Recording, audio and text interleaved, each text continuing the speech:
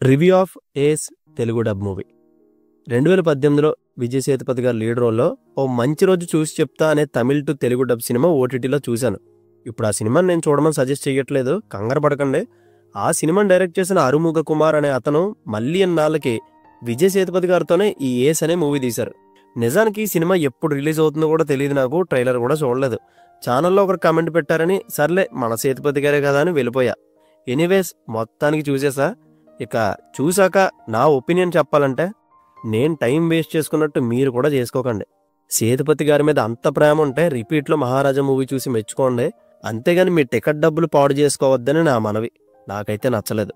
ఈ మూవీ మేకింగ్ని, స్టోరీని చూసిన తర్వాత నాకు అనిపించిన ఫస్ట్ థింగ్, ఇది ఇప్పుడు రావాల్సిన మూవీ అయితే కాదు, ఎప్పుడో 10-15 ఏళ్ల క్రితం వచ్చుంటే ఆడే ఛాన్స్ ఉందనేమో. చాలా అవుట్డేటెడ్గా ఉంటుంది ఆ డైరెక్షన్. ఇంకా స్టోరీ అయితే దేనికి హీరో జైలు నుంచి వస్తాడో, ఎందుకు వంటోడుగా జాయిన్ అవుతాడో, ఎవడెవడో తలకైపోడు తన మీద ఎందుకు వేసుకుంటాడో, అసలు అతని పర్పస్ ఏంటనేది ఎక్కడా చూపించరు. మళ్ళీ చివరిలో దీనికి ప్రీక్వెల్ అంటారేమోనని భయపడ్డా, అలా ఏం చేయలేదు, సంతోషం. అండ్ యోగి బాబు గారు ఉన్నారని కామెడీ ఏం ఎక్స్పెక్ట్ చేయకండి, అస్సలు వర్కౌట్ అవ్వలేదు.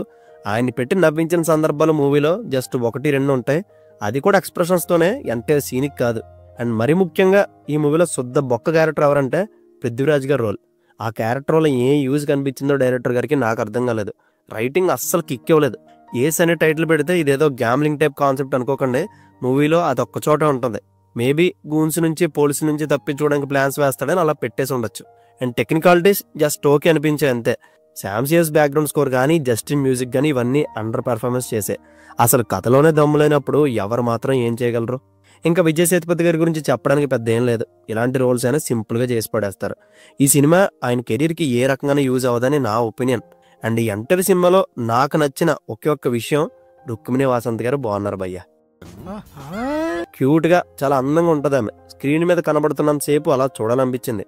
లాస్ట్ 2 సార్లు ఆమెని సప్తసాగరాల మూవీస్లో ఆ నీరసం క్యారెక్టర్లో చూసి, ఈమెని మన వాళ్ళు ఇంత లేపుతున్నారేంట్రా అనుకున్నా. కానీ మేక్ ఓవర్ చేంజ్ చేసి మన జనరేషన్ గర్ల్లో ఇందులో కనబడ్డాక ఆమెను మన కుర్రోళ్ళు లేపడంలో తప్పే లేదనిపించింది.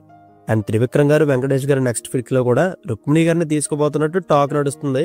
అదే జరిగితే బ్రేక్ ఇవ్వడానికి రెడీగా ఉన్నాం. సో ఫైనల్గా వెళ్ళాలనుకుంటే వెళ్ళండి, అది మీ ఇష్టం, నేనైతే రికమెండ్ చేయను.